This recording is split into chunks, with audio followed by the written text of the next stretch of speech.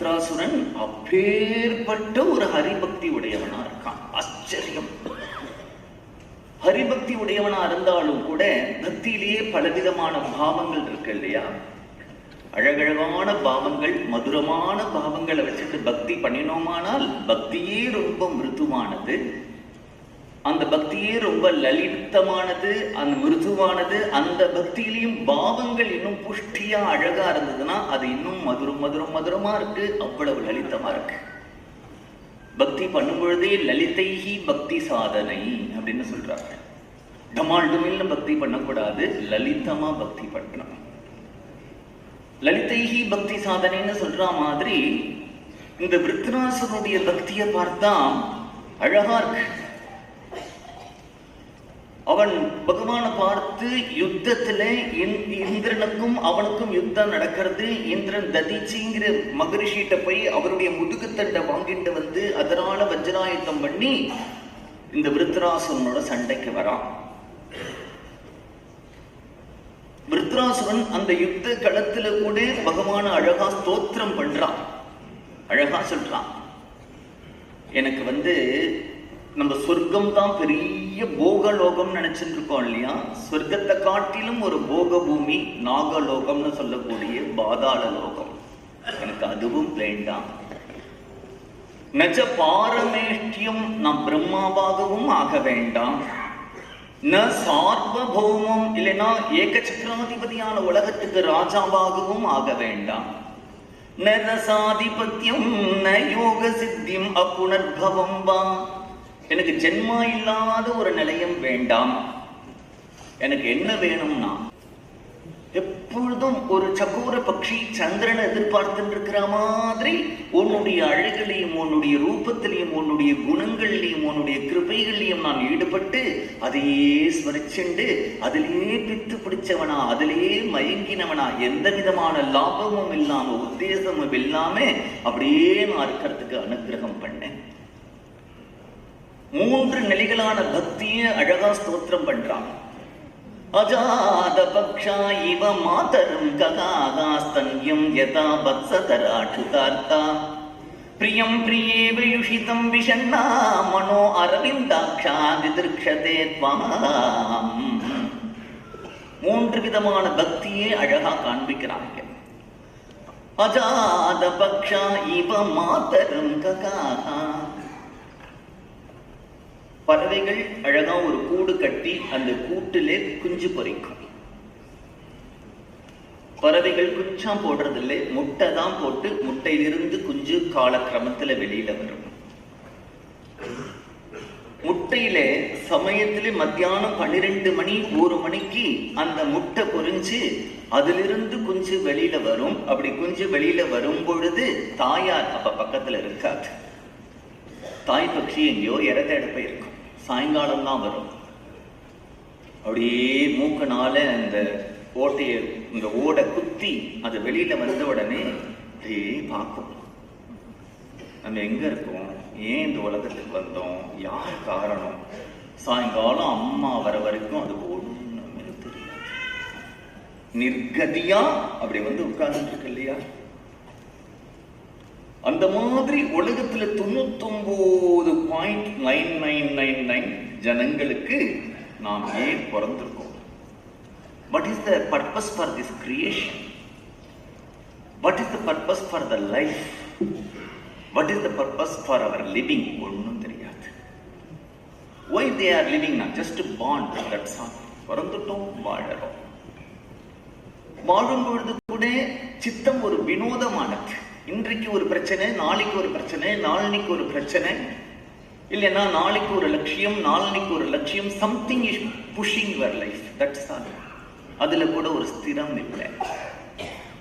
சித்தம் வினோதமா இருக்கு. அப்ப யாருக்குமே பர்பஸ் ஆஃப் த லைஃப் என்னன்னே தெரியாது.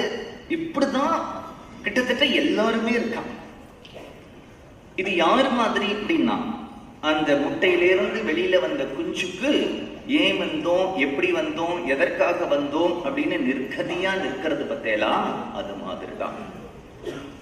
உங்க கையில இன்ட்ரெஸ்டிங்கான ஒரு நாவல் கிடைச்சிருக்கு, ஒரு சோசியல் நாவல்.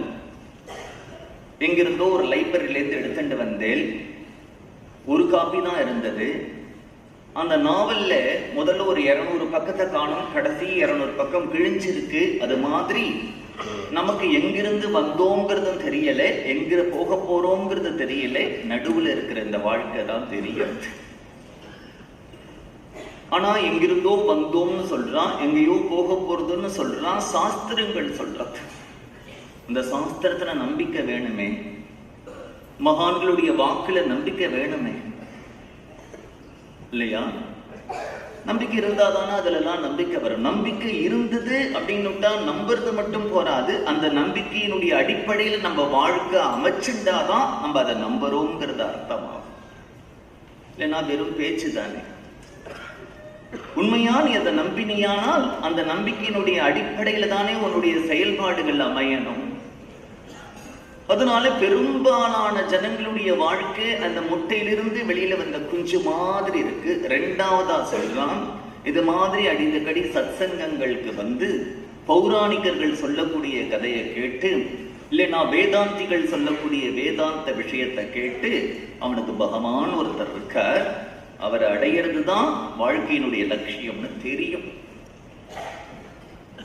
இரண்டாவது உதாரணம், ஸ்தன்யம் யதா வத்சதராட்சுதார்த்தா. பசுமாட அங்க கட்டி போட்டுடுவா, கண்ணுக்குட்டி எங்க கட்டி போடுவா. ஏன்னா இது பால் குடிச்சிட போறதேன்னு கவலை மாடு வளர்க்கிறவனுக்கு. இந்த கண்ணுக்குட்டி ஒரு கவையில கட்டி போட்டிருக்கா இல்லையா, அந்த தாய் பசுவை பார்த்துட்டு அம்மா பே அப்படின்னு கத்திண்டு ஏங்கிண்டு இருக்குமே தவிர அதை இழுத்துண்டு ஓடுவோம் அப்படின்னு ஒரு முயற்சி கூட பண்ணாது. சரி நம்மளை கட்டி போட்டுட்டா உட்காந்துடுவோம். அங்கிருந்தே அந்த தாய் பசுவை பார்த்து எங்கின்றிருக்கோம், ஒரு சின்ன பிரயத்தனம் கூட அந்த கவையை இழுத்துட்டு போகிறதுக்கு முயற்சி பண்ணாம உட்கார்ந்து இருக்கிற மாதிரி இவ்வளவு விஷயங்களை கேட்டும் பகவான் இருக்கட்டும் நாமும் இருப்போம் இருக்கோம் இல்லையா? அததான் சொல்றார், இவ மாதரம் கதா. மூணாவதா அழகான ஒரு வார்த்தை எடுக்கிறார், பிரியம் பிரியே பிரியுஷிதம் விஷண்ணா மனோ அரவிந்தாக்ஷா திதிருக்ஷதே த்வாம். ஒரு நாயகி தன்னுடைய நாயகனே தன்னுடைய தியாகத்தினாலையும் அன்புனாலையும் எப்படி வசப்படுத்துறாளோ அதை சொல்றான். பிரியம் பிரியேவ யுஷிதம் விஷண்ணா மனோ அரவிந்தாக்ஷா திதிருக்ஷதே த்வாம். அந்த மாதிரி ஒரு ஹிருதய சுத்தமான பிரேமையோட தியாகத்தோட நான் எதிர்பார்த்துட்டு இருக்கேன் அப்படின்னு பகவானை பார்த்து சொல்றான்.